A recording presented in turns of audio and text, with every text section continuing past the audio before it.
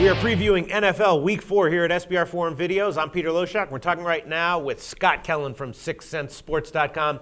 And Scott, another game we're going to talk about is the Giants at Eagles. The Eagles are a 1-point home favorite right now. Total's 47.5. Now the Giants, I feel like I've had personally a bit of a bad read on the Giants. I did not see their blowout of Carolina coming, and I was obviously wrong about that. This game, though, I'm thinking maybe the best way that I'm seeing to play it might be the under 47.5. I mean, the Eagles are not really protecting Vic that well. He's taken a lot of hits, but they do have a pretty solid defense to my eye, and I'm thinking that the Giants are probably going to run the ball a little bit more than normal here. So I'm thinking the under 47.5 here, and if I were going to take a side, though, I guess I'd have to lean towards the Giants. They've obviously proven that as a small road underdog, they're very dangerous to go against. What do you think here? I'm actually going to be the opposite way with the end of the total. Really? I like this game over. Really? I do like the Giants as well. And I think for me it's almost a combination play, the Giants and the over, knowing that if the Giants get to 23 points in this game, which I think they very easily can get to, maybe easy is not the right word, but I think they can get there. The worst you're going to do probably is a 1-1, and obviously you could very easily go 2-0 as well. So the way I look at this, first of all, the Giants qualify in a pretty good early season situation for me, so that kind of gets me leaning that way. I make Philly a half-point favorite, so we got a little bit of value on the Giants as well. And I predict 57 points in this game. So really? now those are early season numbers. They're not completely accurate yet because we're only basing on 3 games. But they still tell me this game should probably be high scoring. You know, the one thing, if you want to look at it, well, why could it go under? Well, certainly Philly's struggling on offense. They're on their third left tackle, I think, now. I think Bell's going to start at left tackle for them. They lost their center a couple of weeks ago, so they're on their second string center right now. Obviously, those problems showed up at Arizona last week. But offensively, we are getting some offensive players back in this game. Macklin will be back. He missed last week, but that makes a huge difference for them. Yeah. Brashaw's back this week, although, you know, the way Brown's been running the ball for the Giants, that may not make a big difference. But they'll have another back there. Hakeem Nicks says he's going to be back as well. And the Giants obviously look like they have plenty of depth at receiver this year, which to me was one of the question marks coming in at the beginning of the year once they lost Manningham. But that does not seem to be an issue. Martellus Bennett actually has been a nice play for them at tight end. So they have plenty of offensive weapons. In this series, 7-8 of the 8 last regular season games, they totaled 44 points or higher.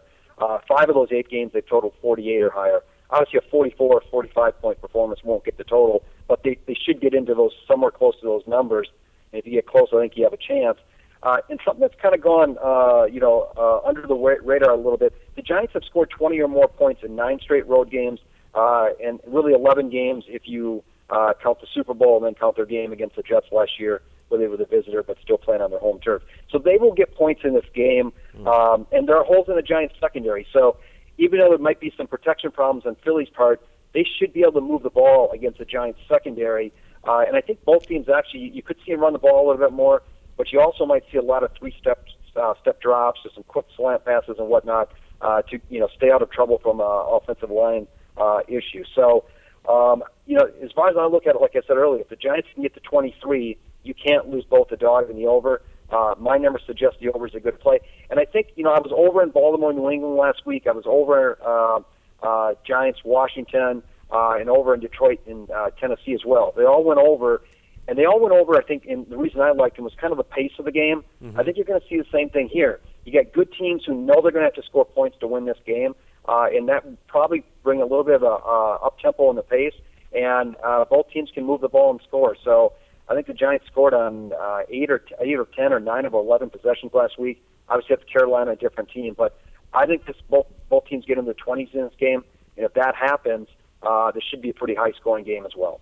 Really, but don't you think that, the Eagles' strength at the moment so far has been their defense, and the Giants have a good defense as well? You don't see that will sort of pressure the under a little bit? Well, I don't think the Giants' defense is actually that good. Okay. You're just looking at my numbers, they give up 8.2 yards a pass to a schedule of teams that average 7 yards a pass. So they are, without looking real quick, they are probably the worst pass defense in the league right now. As a whole, they give up 6.5 yards a pass. 6.5 yards a play to a schedule of teams that only average 5.5. So they're not very good defending the ball right now. Offensively, though, they average 7.8 yards a pass against teams that only give up 6.6 yards a pass. So they can certainly they can move the ball against anybody, quite frankly, in my opinion. And I think because of the holes in their secondary, Philadelphia will be able to move the ball as well. And again, it kind of just goes back. It was kind of like the Baltimore-New England game last week. People had said, well, New England's defense is much improved. Baltimore's defense is always kind of Baltimore's defense, although they're probably down a little bit this year. But just those teams can move the ball offensively. They know they need to score. And you saw a lot of up-tempo in that game with no huddles and whatnot. I think you'll see the same thing here. It is a divisional match, and sometimes that can bring maybe a little bit lower scoring. But there's a history of these teams scoring. Both teams can move the ball offensively, and there are some weaknesses, especially in the Giants' defense. So Philly should get their points. And I think, as I said earlier, the Giants have scored 20 or more points in 9 straight road games. They'll get their points as well. I'm pretty convinced of that as well. Okay, done. I am convinced. Take back under bet. I am off this under. Thanks, Scott.